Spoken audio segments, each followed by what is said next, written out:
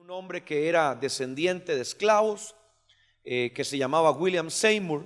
Este hombre vio cómo se levantaron las grandes denominaciones de hoy a nivel pentecostal, como lo son las Asambleas de Dios, la Iglesia Cuadrangular, la Iglesia del Evangelio Completo y muchas otras que han llenado el mundo con misioneros, que han llenado el mundo con iglesias y que han hecho un esfuerzo titánico por dar a conocer las verdades del Espíritu Santo. No es mi intención hablarle de ese avivamiento, sin embargo me gustaría y lo desafío a que usted pueda buscar acerca de qué fue la calle Azusa, qué pasó. Si usted hoy va a California, muy poco usted va a encontrar con relación a este avivamiento. Prácticamente una calle es lo único que hace recuerdo de lo que pasó ahí hace muchos años atrás, cuando las personas no entendían lo que estaba viviéndose con su mente, pero lo podían percibir con el Espíritu. La gente caía bajo el poder de Dios, la gente era llena de las lenguas, la gente también caía bajo el gozo del Espíritu Santo, muchos eran sanados. Y todo esto a través de un hombre pues que no tenía un recorrido teológico, no era un predicador versado de un instituto bíblico, sino simplemente una persona que se humilló delante del Señor, que empezó a buscarle de corazón íntegro y que empezó a encontrar respuestas, empezó a ver manifestaciones de Dios, como en la iglesia primitiva. Queremos un poco hablar acerca de esas lenguas y voy a pedirle por favor que vaya al libro de Mateo, capítulo 6, versículo 6, porque quisiera a través de esta enseñanza hablarle un poco en contraposición con la oración mental, la cual hoy muchos también practican y que quieren usar para sustituir a las lenguas del Espíritu Santo. Yo le voy a enseñar que si bien es bueno orar de manera individual, de manera personal, llamémosle de manera mental, también es bíblico y es bueno que oremos en lenguas. Hay una razón y eso es lo que vamos a estudiar en los próximos minutos. Hay un por qué esto tiene lugar y lo vamos a analizar a través de la palabra. Mateo capítulo 6, versículo 6. La escritura dice lo siguiente: pero tú, cuando ores, entra en tu cuarto, cierra la puerta y ora a tu Padre que está en secreto. Y tu Padre que ve en lo secreto te recompensará en público. Esta escritura serviría para cortar de raíz cualquier intención pentecostal de hablar en público, de orar públicamente. Serviría para cortar con la primera intención de quienes hagan guerra espiritual, de quienes vayan a los montes a hacer actos proféticos. Cualquier manifestación salida de lo, vamos a decir, de lo tradicional en la oración, rápidamente podría ser acallada con un versículo como este.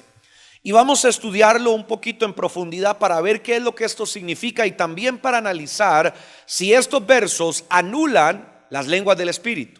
Si un versículo como este nos impide realmente orar de manera abierta y pública.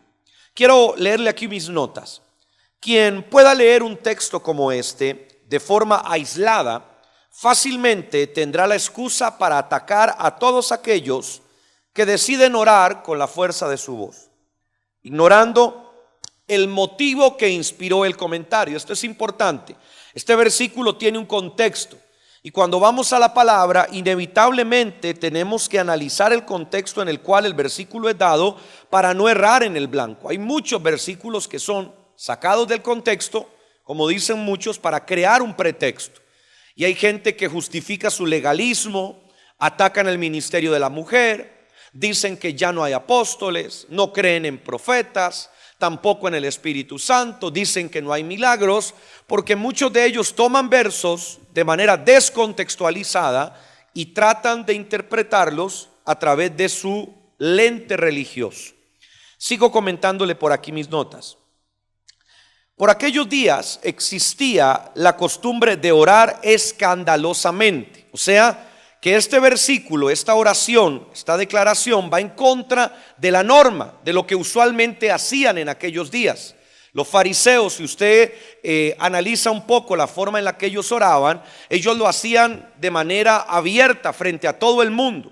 Y muchos de ellos lo hacían como un alarde de espiritualidad. El mismo Jesús les denunciaba que no oraran como fariseos, que no trataran de llamar la atención de la gente con actos de espiritualidad. Hoy tal vez no diríamos que es la forma en la cual la gente trata de aparentar espiritualidad, pero hay otras, como hablábamos, por ejemplo, la gente que se cae sola para atrás, que no han sido visitadas por un éxtasis, pero aún así se tiran por norma, por costumbre. ¿Por qué? Porque quieren aparentar cierta espiritualidad. Hay otros que se pasan diciendo: yo tengo una palabra, tengo una profecía. Tal vez Dios no les dijo nada, pero quieren aparentar espiritualidad. Y así usted empieza a encontrar personas que quizás no usen la oración de manera escandalosa para aparentarlo, pero que en el fondo utilizan otros métodos.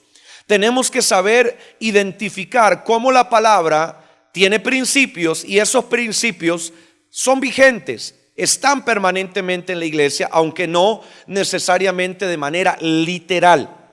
Les sigo comentando por acá. Era una práctica común entre los religiosos. El curioso hábito se relacionaba directamente con el nivel de espiritualidad de quien lo hacía. Algunos imaginaban que su clamor era más efectivo si sus gritos eran más fuertes o sus gestos más demostrativos. Hay varios ejemplos sobre esto, no necesariamente están vinculados al cristianismo. Por ejemplo, usted recordará la famosa confrontación entre Elías y los sacerdotes de Baal. Ellos, cuando veían que su Dios no les respondía enviando fuego del cielo, dice la escritura que ellos se cortaban, porque al cortarse ellos obviamente generaban dolor en su cuerpo, los alaridos, los gritos eran más vigorosos y por lo tanto parecían ser más espirituales. Era una forma de transferir esa imagen. Lo mismo sucede de una manera más contemporánea. Muchas personas que practicaron la religión católica tenían como costumbre, por ejemplo, las penitencias, y dentro de esas penitencias habían flagelaciones, latigazos, golpes, lastimaduras en el cuerpo que trataban de generar en la persona una reacción de mayor piedad o de mayor bondad en su oración.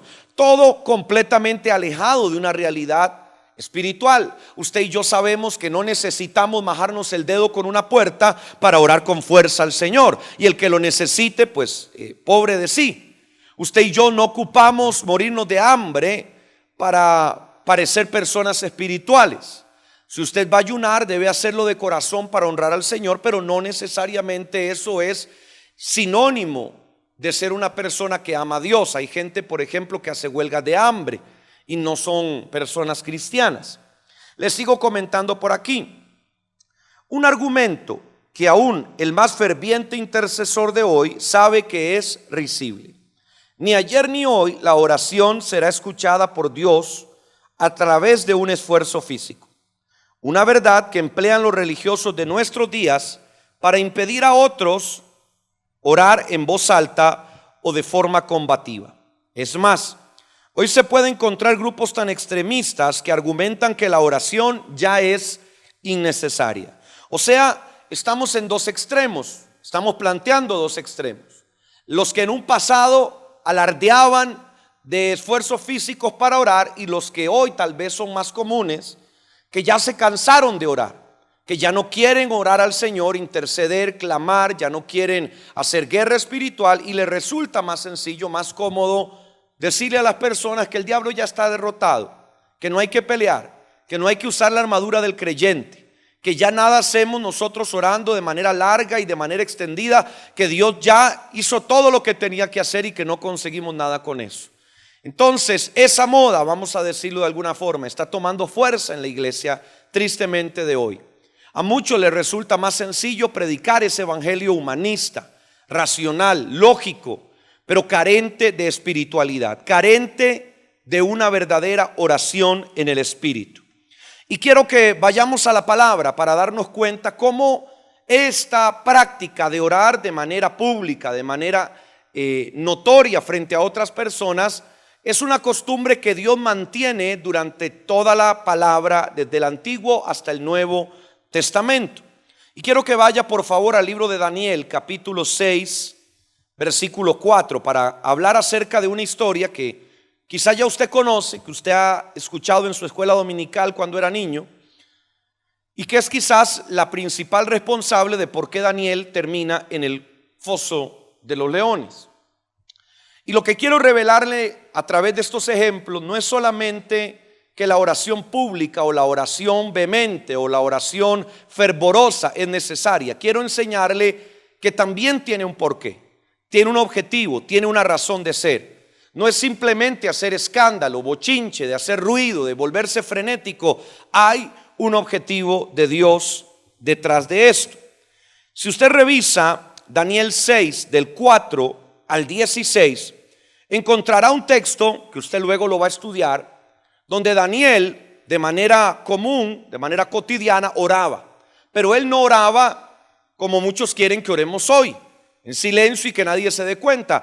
Daniel abría las ventanas de su casa y él oraba de manera evidente, de manera espectacular, de manera escandalosa delante de toda la ciudad. Cuando usted estudia ese fenómeno que Daniel practica, ese ejercicio que Daniel practica, no era una provocación, no era un alarde. Recordemos que Daniel era un profeta. Y Daniel en el capítulo 9 de su libro habla de que él revisaba las profecías de Jeremías y que él se da cuenta de que Jeremías anunció 70 años de cautividad, pero que dentro de esos 70 años él estaba ya cumpliendo la etapa que había sido anunciada. En otras palabras, los 70 años ya estaban terminando, estaban concluyendo. Y al estar concluyendo esos 70 años, Daniel entiende que lo más importante para el pueblo judío en ese momento es la restauración de la ciudad santa de Jerusalén. Por lo tanto, cuando él estaba orando, lo que hacía, ya le doy un segundito la palabra, mi amada, lo que él hacía cuando oraba era abrir las ventanas de su casa para orar, mirando, direccionándose hacia la ciudad de Jerusalén. Dígame, mi amada, ¿qué me quiere preguntar o comentar? ¿Hay alguien que no ha logrado evitar? Es aquí a la par. Bueno, si alguien puede ir a ver si será un ruido aquí cercano para que lo silencie, se lo vamos a agradecer. Para las personas que nos ven a la distancia, parece que hay un ruidito por aquí que tal vez estaba incomodando. Muchas gracias, mi amada, por la observación, y motivarles, siervos, a que ustedes pues silencien su teléfono celular, ¿verdad? Y si van a hacer algún ruidito con los niños, pues puedan sacarlos a una zona donde no nos perturbe a los demás. Quiero que vaya usted ahora al libro de Primera de Samuel, capítulo 1, versículo 12 al 18. Búsquelo, por favor. Es interesante este versículo también, porque nos habla de la madre de Samuel. Daniel lo hacía de manera notoria, de manera espectacular, y eso le trajo el ataque de sus enemigos que querían buscar cómo apresarlo, cómo matarlo. Pero ahora vemos otro ejemplo de una mujer que oraba, y era su oración tan fervorosa, tan desbocada, que el sacerdote creyó que ella estaba borracha, que ella estaba ebria. O sea, esta mujer empezó a orar de manera desvergonzada, llamémosle así. Recordemos la famosa historia de un David que recibe el arca del pacto en Jerusalén, y él danzaba de manera también desvergonzada, y se le cayó su ropa real, y una de sus esposas, su esposa en aquel momento, se burló de él, se burló de lo que hacía. En este caso no hablamos pues de una adoración, no hablamos de una danza, hablamos de la oración. ¿Cómo sería la oración de esta mujer? Que el sacerdote le tuvo que decir: mujer, digiere tu vino, o sea, ve y busca dónde estar tranquila para que se te pase la embriaguez.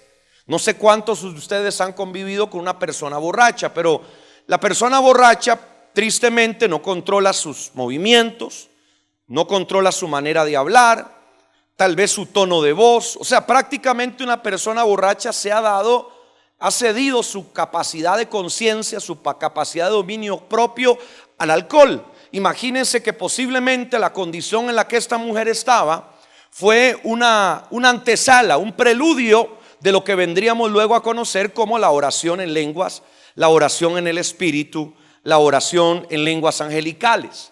Y vamos entonces a tener este versículo también presente. Vamos a ir al libro de Hechos, capítulo 10, versículo 9. Le pongo otro ejemplo.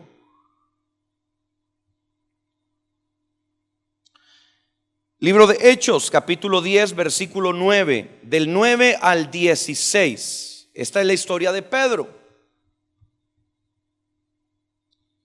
Y en este caso lo que encontramos es la vivencia de Pedro, siendo visitado por Dios en un éxtasis, pero en medio de la búsqueda de la oración. Si usted revisa bien la historia detalladamente, dice la palabra que Pedro estaba ayunando y orando y de repente tuvo hambre. Y entonces le empezaron a preparar los alimentos, pero en el lapso que le prepararon a él los alimentos, Dios le trajo un éxtasis. Y en el éxtasis él vio una visión de un lienzo que descendía, cuadrúpedos, que en este caso eran animales inmundos. Dios le dice: Pedro, mata y come. Y él le contesta: Señor, yo nunca he comido cosa inmunda. El tema no es tanto la visión, ya usted y yo lo estudiamos. El tema es que Pedro estaba en la azotea. ¿Qué es una azotea? Una azotea es un lugar alto en el segundo piso de cualquier casa. Y las azoteas, a diferencia de las de hoy, que tenemos pues mucha privacidad porque cada uno pues le pone un perímetro, le pone una reja y le pone una distancia del vecino, en aquel tiempo no era así. En aquel tiempo cualquier azotea servía bien de plataforma. Y en el caso de Pedro, Pedro se sube a la azotea y empieza a orar y empieza a clamarle al Señor sin esconderse, sin meterse en una cueva, sin irse a un escondite donde nadie lo pudiera escuchar. Pedro se expone públicamente frente a la ciudad y él empieza a orar. Entonces vemos tres casos, cada uno diferente, con una intención distinta, con un resultado también muy diverso, pero todos nos hablan, nos muestran que la oración pública, que la oración de manera fervorosa, de manera desvergonzada, espiritual, era común. Era común en el tiempo de Israel y lo seguirá siendo común dentro de la iglesia que ama al Espíritu Santo. Si usted va, por ejemplo, a Israel hoy y usted observa con detalle cómo se comportan las personas que son judías, ortodoxas principalmente, ellos constantemente están orando. Ellos lo practican casi como una repetición, muy parecido a lo que algunos hacen cuando oran a través de un rosario, muy parecido, porque ellos repiten y repiten y repiten, pero la forma en la que ellos oran es de manera pública. Si llegó el tiempo de la oración, ellos en un vagón de tren se ponen de pie y empiezan a orar. En un avión se ponen de pie y empiezan a orar. A ellos no les importa quién los está viendo, si usted es judío o no es judío, si usted cree o no cree, si a usted le parece o no le parece. Ellos han entendido que la oración tiene poder como práctica, no necesariamente con un reglamento o con un código para que funcione o no funcione. ¿Quién me está siguiendo ahí?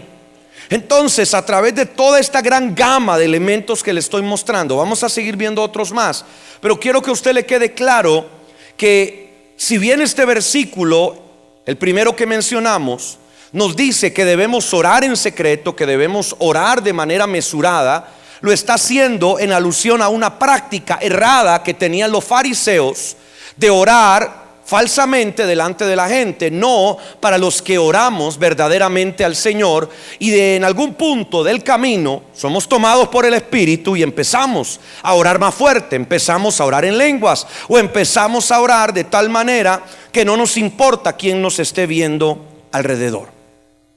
En los 3 episodios mencionados vemos 2 similitudes que voy a querer destacar y que quiero que usted anote en esta hora.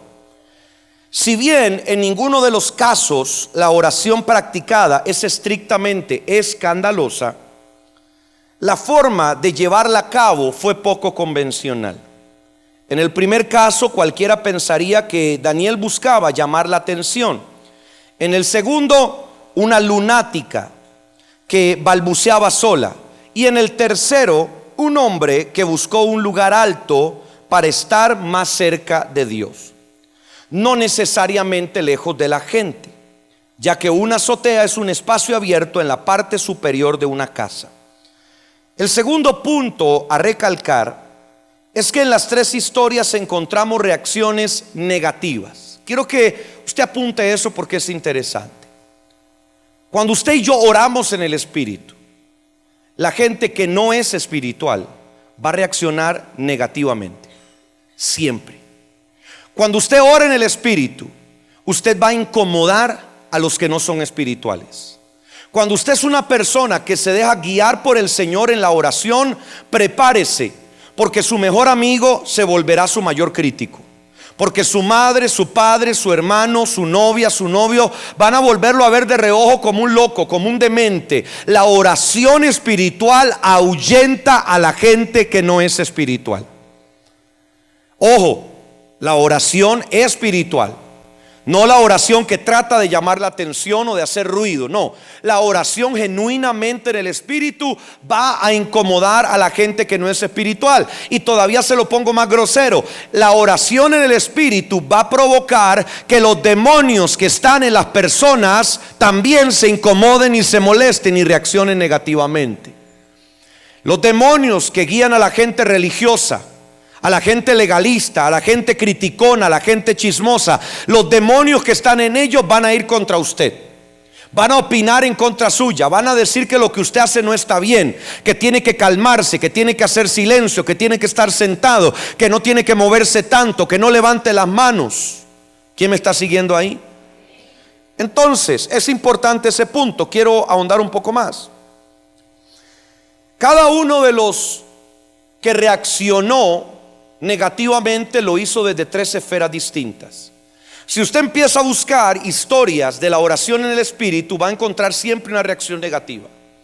La primera reacción negativa que vemos es en la historia de Daniel. Los enemigos abiertamente de Daniel lo quisieron matar por causa de la oración que él hacía. Pero en el segundo caso, cuando usted y yo vemos, nos damos cuenta que ahora el ataque no viene del enemigo. ¿De quién viene? De la figura sacerdotal, de la figura religiosa. Debería estar anotando esto. Esto es valioso para que usted se acuerde de mí, o más que de mí, de lo que le estoy diciendo cuando le pase.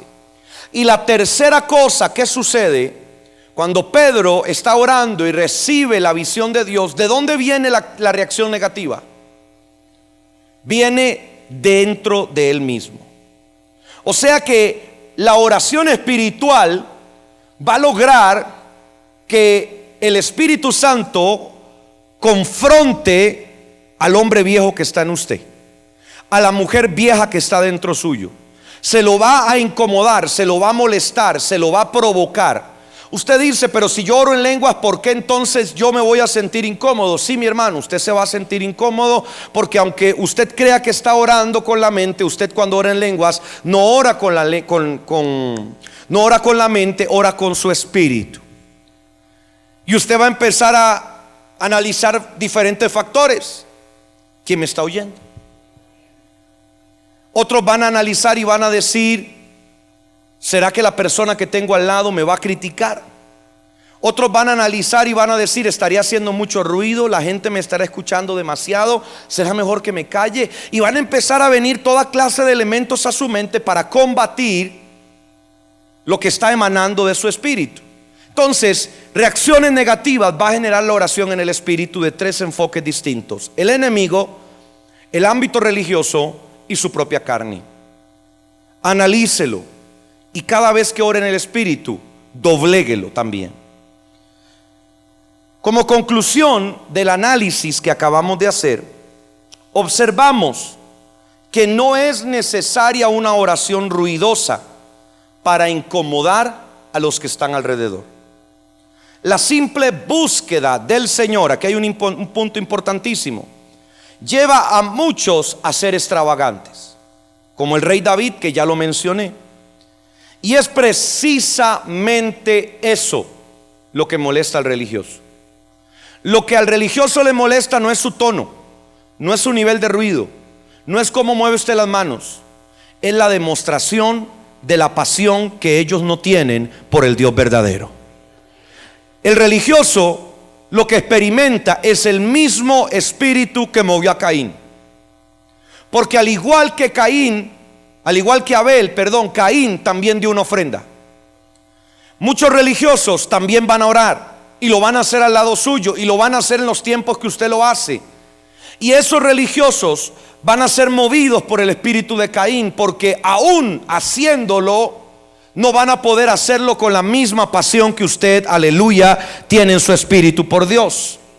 Van a esforzarse en su mente, van a tratar de articularlo, y cuando se den cuenta que esto no es una armadura, que esto no es un andamio, que esto no es un teatro que se arma durante las reuniones, sino que realmente la acción espontánea de aquel que busca al Señor de todo corazón, esos religiosos se van a dar cuenta que no pueden imitarlo, que no pueden parecerse a usted, que no pueden orar como usted ora, que no tendrán la autoridad que usted tiene, que no van a suceder las mismas señales que usted produce, que no se van a sanar los enfermos como se sanan cuando usted ora por ellos. Entonces, cuando se den cuenta de que esas cosas no pasan con ellos, entonces reaccionarán mal, se van a incomodar, se van a molestar y van a tratar de perseguir la oración que es genuinamente de Dios. ¿Cuántos dicen gloria al Rey? Entonces es maravilloso analizar esto de antemano, para que a usted no lo tome desprevenido lo que va a pasar cuando usted empiece a ser tomado por el Espíritu. Que usted no se asuste, que no le tiemblen las piernas, sino que usted sepa que ya estaba escrito, que si le pasó a otros, a usted también le va a ocurrir, y que el que le ocurra es señal de que Dios está en usted. Porque qué triste es que cuando usted ora, mi hermano, ni la peluca del calvo se mueve. Qué triste es que cuando usted clama, no hay respuesta. Pero cuando usted realmente ora en su corazón y se mueve en fe para que Dios haga la obra, es inevitable que el Señor responda. ¿Quién dice amén a eso? Entonces, como le vengo diciendo, ver reflejada la pasión en el rostro, el anhelo por ver la manifestación de Dios, es la que genera repudio. Ahora bien, planteémonos lo siguiente: si todas estas formas de oración fueran desagradables para Dios, las oraciones públicas, las oraciones abiertas, extravagantes, si el Señor realmente estuviera en contra de este tipo de oraciones, como algunos argumentan, ¿por qué la reacción divina fue tan positiva en todos los casos que mencionamos?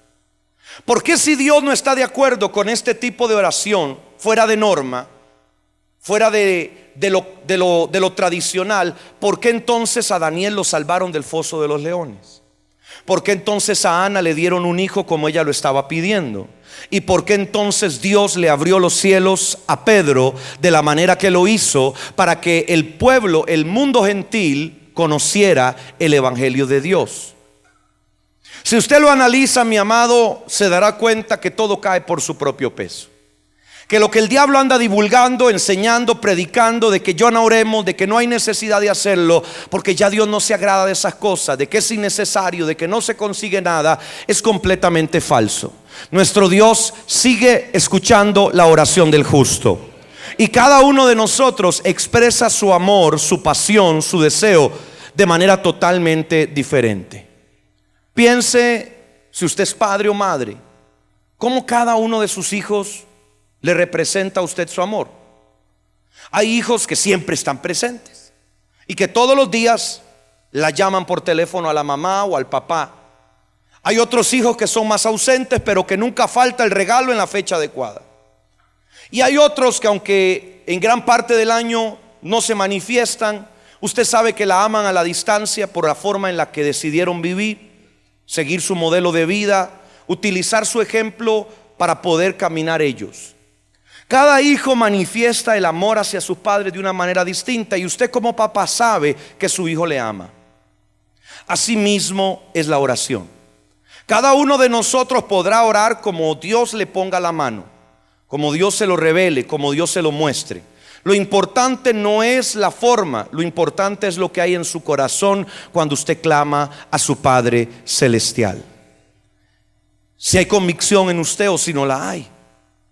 Hay una historia que a mí me impacta mucho, es la historia de Zacarías, el padre de Juan el Bautista.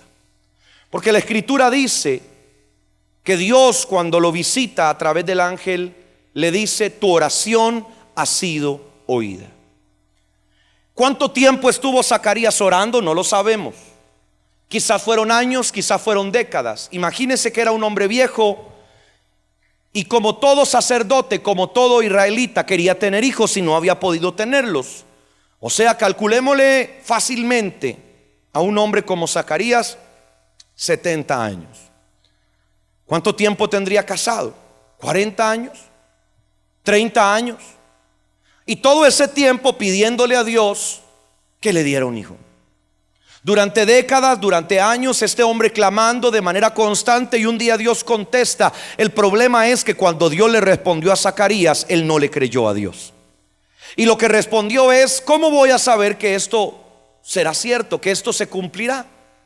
Era el ángel Gabriel quien le estaba visitando, no era cualquier fulano que estaba llegando a tocarle la puerta. Y además era dentro del templo, era dentro del lugar de la adoración al Dios verdadero. Entonces todos los elementos coincidían para que Zacarías creyera en lo que le estaban diciendo. Y si eso no era poco, usted puede revisar la última profecía de Malaquías, que habla de hacer volver el corazón de los padres a los hijos y de los hijos a los padres, la cual también es citada por el ángel Gabriel cuando visita a Zacarías. Están todos los elementos confabulados para que Zacarías dijera amén. Pero en lugar de decir amén, nos dimos cuenta que por más que había orado por años, lo que había hecho era una oración religiosa, estéril y vacía. Que tu oración no sea esa clase de oración. ¿Cuántas personas no se han dado cuenta que Dios ya les respondió? ¿Cuántas personas han clamado y por estar llorando, por estar dudando, por estar dejando que el tiempo haga pasar la fe de tu vida, no te has dado cuenta que Dios ya contestó a la petición de tu corazón? Quiero que vaya por favor ahora a Primera de Corintios, capítulo 14, versículo 39.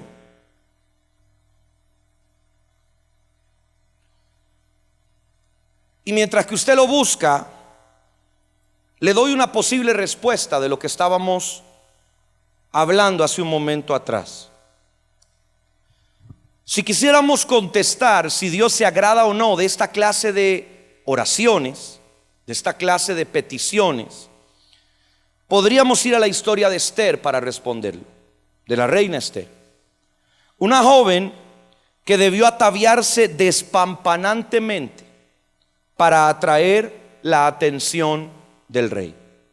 Su solo semblante era suficiente testimonio de lo importante que era para ella acercarse al trono de Asuero. Todo lo contrario a lo que había hecho Vasti, su predecesora. Esther logra, sin proferir palabra, hallar gracia delante del monarca. Es evidente el simbolismo que vincula a esta reina hebrea con la iglesia del presente. Sería osado creer que lo externo es reflejo directo de lo interno. Sin embargo, anote esto: lo interno inevitablemente se terminará reflejando en lo externo. Se lo repito, no podemos asegurar que lo que está afuera es un reflejo de lo interno, pero sí podemos decir que lo que está internamente inevitablemente en algún momento se terminará reflejando en lo externo. ¿Quién dice amén a eso? Primera de Corintios, capítulo 14, versículo 39. Así que, hermanos, procurad profetizar y no impidáis el hablar en lenguas. Importante esto que nos señalan acá. Nos van abriendo un escenario de lo que venimos hablando, pero ya de una manera más de cátedra, más de instituto bíblico. Podemos profetizar, pero no debemos cerrar la puerta a las lenguas angelicales. Se entiende que estas lenguas a las que hace referencia el apóstol Pablo no son distintos idiomas, sino lenguajes desconocidos para la mente humana, que no pueden ser comprendidos si no es mediante interpretación. Es quizás una de las formas más llamativas de oración conocida en la iglesia, ya que nuestro intelecto tan siquiera las puede razonar. Evidentemente, para dar testimonio de ellas hay que hacerlo en voz alta. No puede ser mediante una oración mental. El apóstol Pablo se enorgullecía de aquello diciendo, 1 Corintios 14, 18, búsquelo también. Lo que le acabo de decir es importante. Si vamos a decir que tenemos las lenguas angelicales, no podemos decir que son lenguas mentales. O sea, las lenguas por algo son lenguas, porque se hablan, porque se dan a conocer. Entonces, ya con solo el concepto no podemos hablar de una oración en lenguas que sea mental. Tiene que ser una oración que sea vocalizada, no necesariamente entendida, no es un requisito, pero sí tiene que ser vocalizada, si no, no son lenguas. ¿Qué dice 1 Corintios 14, 18? Doy gracias a Dios que hablo en lenguas más que todos vosotros. O sea, el hablar en lenguas era motivo de orgullo santo para Pablo. No era algo que lo apenaba, que lo hacía sentir mal. No, él más bien decía, yo soy el primero en practicar estas cosas. Y como el principal alentador de este tipo de manifestaciones, él decía, yo tengo este don, yo lo practico, yo lo manifiesto. Pero es interesante que él dice más que todos vosotros. Lo que está tratando de decir también es que en prácticamente todos los ejercicios espirituales de su vida cristiana, las lenguas están presentes. Y yo lo motivo a que usted empiece a alentar el fuego del Espíritu en usted. Porque hay personas que tienen vidas cristianas y nunca hablan en lenguas. Usted dice, no lo tengo, no se preocupe, usted puede pedirlo. Y esta puede ser la noche donde usted sea bautizado por el Espíritu Santo, porque Él es infinitamente misericordioso, pero además es un Padre. Entonces todo el que pide se le da, todo el que llama se le abrirá. Las lenguas del Espíritu deben de ser algo común dentro de nuestra vida cristiana. Cuando nos acostamos, cuando nos levantamos, cuando venimos a la iglesia, cuando estamos en lo que hacemos. Yo recuerdo el día del nacimiento de mi hijo. En ese momento, cuando él nace, yo estaba ahí justamente cuando el bebé estaba saliendo. El doctor fue el primero en recibirlo y me dijo, antes de dárselo, le voy a pedir a la enfermera que lo limpie. Y él me lo entregó. O sea, la enfermera me lo entregó. Y en ese momento usted está emocionado y usted empieza a analizar qué puede decir, qué puede orar. Pero hay un momento donde usted se convence de que nada de lo que usted diga es suficiente. Y empecé a orar en lenguas. Y ahí estaba la enfermera, ahí estaba el doctor. No me interesó, no me importó, porque no era un momento con ellos. Era un momento primero con mi hijo, pero además con el Espíritu Santo de Dios. Hay situaciones donde lo mejor que usted puede hacer es orar en lenguas. ¿Cuánta gente me ha dicho, hermano, estaban por asaltarme y empecé a orar en lenguas y la persona se fue? ¿Cuánto les pasó alguna vez eso? Levante su mano. No son pocos. A veces viene algo que nos visita en la noche. Es como un ataque espiritual, un demonio, una sombra. Y usted dice, ¿qué hago? Tengo miedo. ¿A quién no le daría miedo? Pero el Espíritu que está en usted no tiene temor. El Espíritu de Dios que habla a través de su boca, Él no se esconde, Él no huye. Él tiene poder para echar fuera esos espíritus. Entonces el rugido del león que está en usted se manifiesta a través de lenguas. Pero hay gente que no las tiene, no las practica, no las alienta, no reacciona a través de las lenguas del Espíritu. Y hay algunas personas que han idealizado el tema de las lenguas. Y no le quiero confrontar su doctrina, solo quiero decirle que no podemos volver las cosas tan místicas que nadie las pueda entender. Las lenguas del Espíritu son cosas prácticas que están en aquel que busca al Señor. Si usted no lo tiene, incomódese por tenerlas. Empiece a ayunar, empiece a orar, empiece a leer la palabra, hasta que ese bautismo de las lenguas del Espíritu venga sobre usted. Y quiero que vayamos ahora a otro texto. Marcos capítulo 16, versículo 17. Marcos 16, 17. Estas señales seguirán a los que creen. En mi nombre echarán fuera demonios. Hablarán nuevas lenguas. Tomarán serpientes en las manos. Y aunque beban cosa mortífera, no les hará daño. Sobre los enfermos pondrán sus manos y sanarán. Las lenguas son parte integral de nuestra vida cristiana. Deben estar ahí. No debes sentirte bien si no están.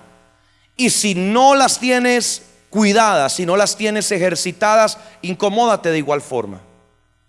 Muchas veces los dones, y yo lo comparo con ir a un gimnasio. Cuando usted tiene claro lo que son los dones del Espíritu y lo compara cuando usted va a hacer ejercicios, a levantar pesas, por ejemplo, y usted durante años se dedica a levantar pesas y usted desarrolla un músculo tremendo, un bíceps poderoso, un ratón, como decimos acá. El tema es que un día usted le agarra la flojera, o lo agarró de media hasta la Semana Santa, se fue a comer un montón y después le dio pereza volver al gimnasio.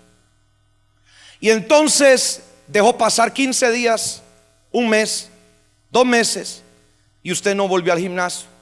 Cuando usted regresa, su músculo no está tan vigoroso. Ahí está, pero no está tan fuerte.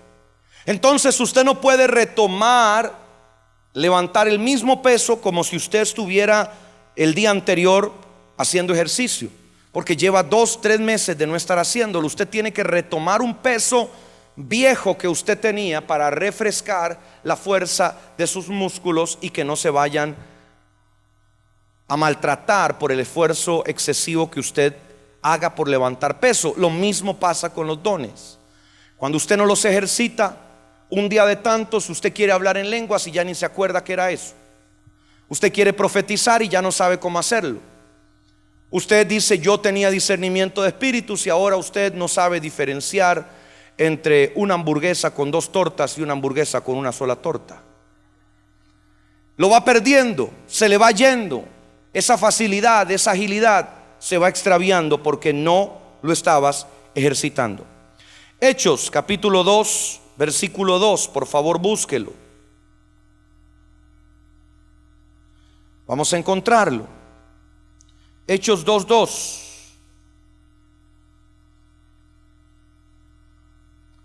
Esto nos habla del día de Pentecostés.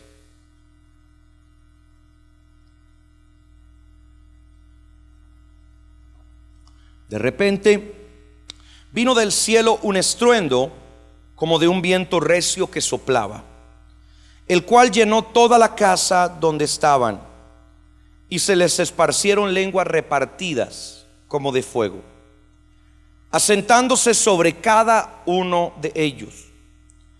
Todos fueron llenos del Espíritu Santo y comenzaron a hablar en otras lenguas, según el Espíritu les daba que hablaran. Este es el verso que más testifica sobre esta manifestación espiritual de las lenguas. Es el día de Pentecostés, visitación del Espíritu, viento recio, los apóstoles reunidos, los seguidores de Jesús están ahí, y de repente empiezan a ser llenos. ¿Cómo se evidencia la llenura? A través de las lenguas. Hay algunos que en su inocencia llegan a decir que el bautismo del Espíritu Santo es solamente el hablar en lenguas, y yo no estoy de acuerdo con eso. Creo que el bautismo del Espíritu Santo puede involucrar muchos otros factores, como la misma profecía, o como el gozo del Espíritu, o como las visiones. Creo que la llenura del Espíritu es multiforme, no se circunscribe específicamente a las lenguas. Hay gente en el pasado, sobre todo, que decía que el bautismo estaba solamente cuando habían lenguas, y si no habían lenguas, usted no fue bautizado por el Espíritu Santo. Sin embargo, usted tome la posición que quiera. Si usted es pastor o líder y quiere enseñarlo así en su iglesia, posiblemente tendrá los argumentos de peso o el testimonio del Espíritu para alentar a la gente a buscar la manifestación de Dios a través de las lenguas. Sin embargo, no es mi postura teológica. Creo que Dios puede llenar a la gente de una manera diversa, pero eso no significa que usted debe sentirse cómodo no teniendo las lenguas. ¿Quién me siguió ahí? Debe buscarlas, Debe anhelarlas en su corazón.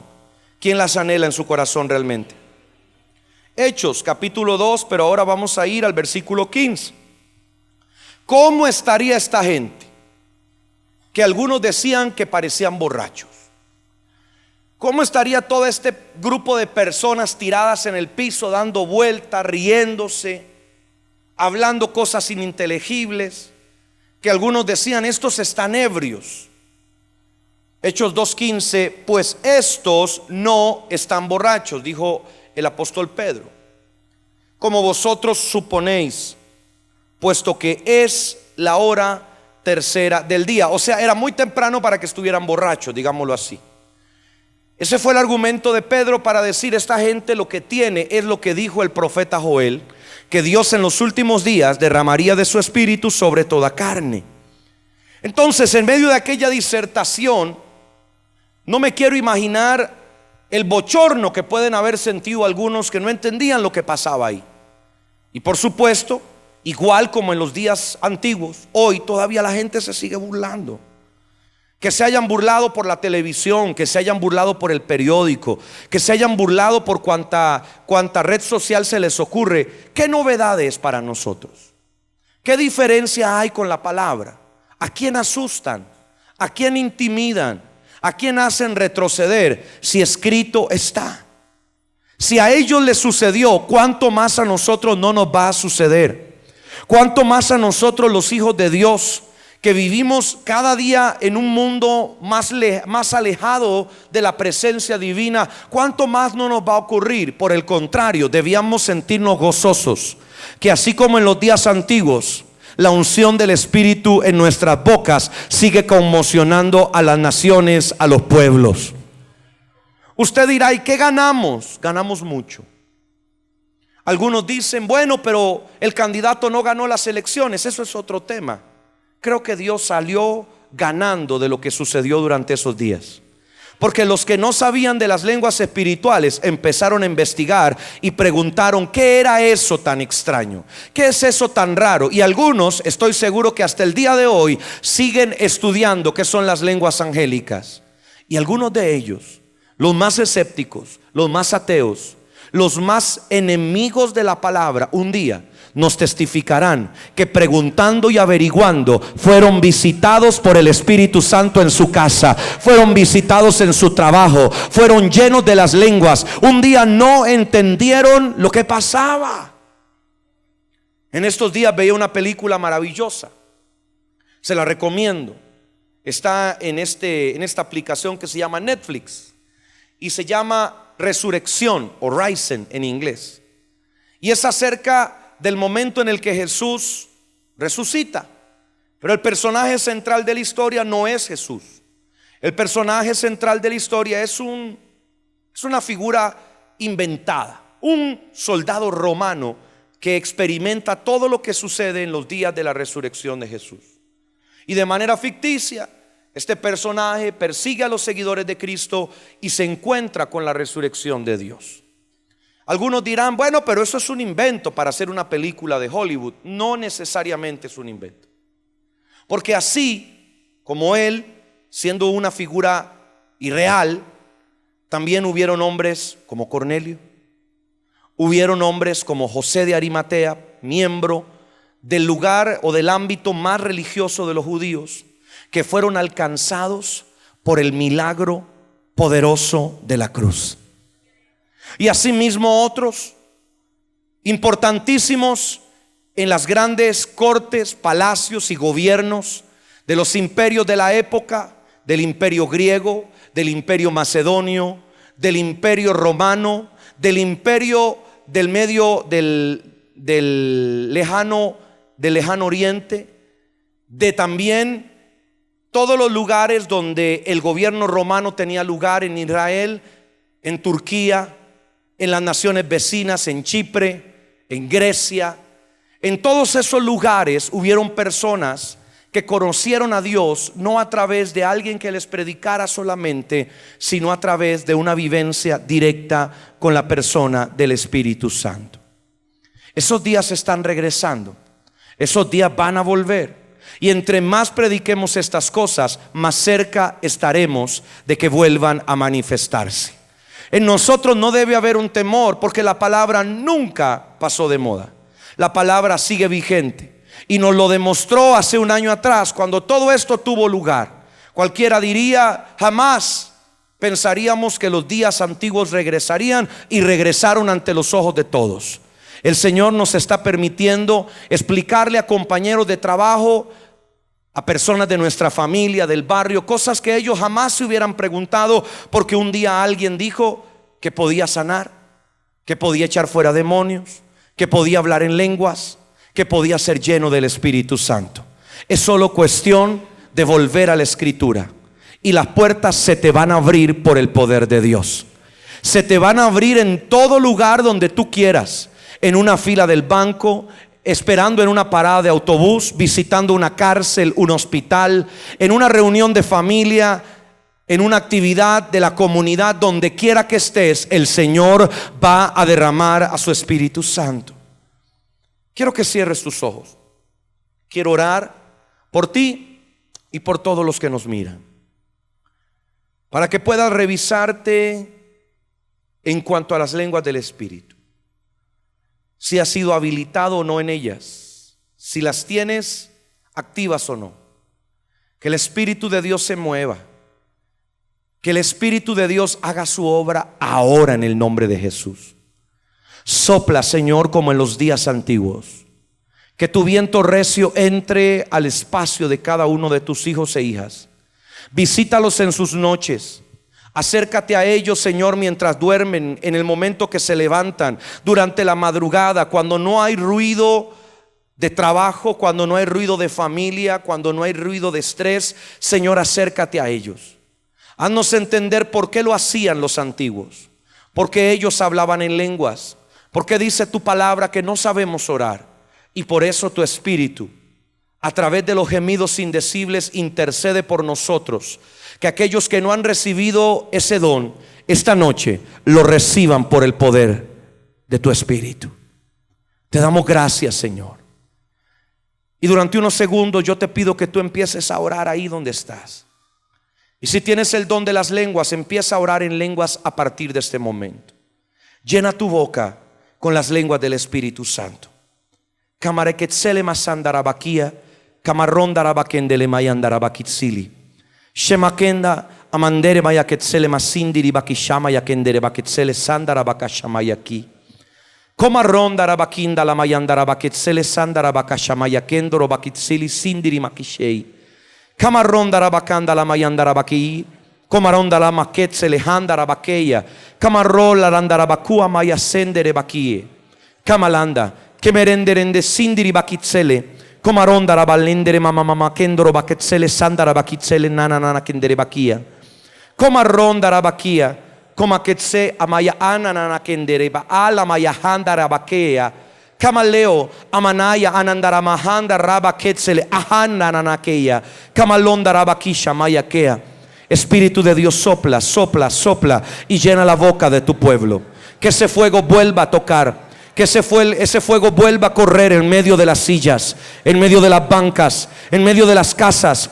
Que el fuego de tu Espíritu toque a todo aquel que nos mira a la distancia, en Europa, en toda América Latina, en Norteamérica, en el Caribe. Padre, alcanza a la gente en la Argentina, en Chile, en Colombia, en México, en Guatemala, en El Salvador. Padre, que tu mano poderosa llegue hasta la gente en Venezuela, en Ecuador, en Bolivia, en Perú. Señor, toca a las personas en Paraguay, en Uruguay, en Panamá, en Costa Rica. Señor, a todos los que nos miran en Honduras. Señor, alcanza a la gente en el Canadá, en Estados Unidos, Puerto Rico, República Dominicana. Señor, que no importa el idioma que ellos hablen nativo, que su boca se llene de las lenguas del Espíritu Santo. Que tu palabra se vuelva verdad en ellos, en sus iglesias, en sus ministerios. Que no puedan empezar una reunión si no sea hablando en las lenguas de tu Espíritu. Regrésanos a las verdades primeras, regrésanos a las verdades iniciales. Llena a los niños, Señor, con las lenguas del Espíritu. Llena a los ancianos, llena a los jóvenes, llena a todas las personas, Señor, en tu casa, con el poder de tu Espíritu en su boca. Te damos gracias, Señor. Te damos gracias, Espíritu Santo. Aleluya. Aleluya. Aleluya. Te damos gracias, Jesús. Amén y amén. Démosle un aplauso al Señor, mis amados.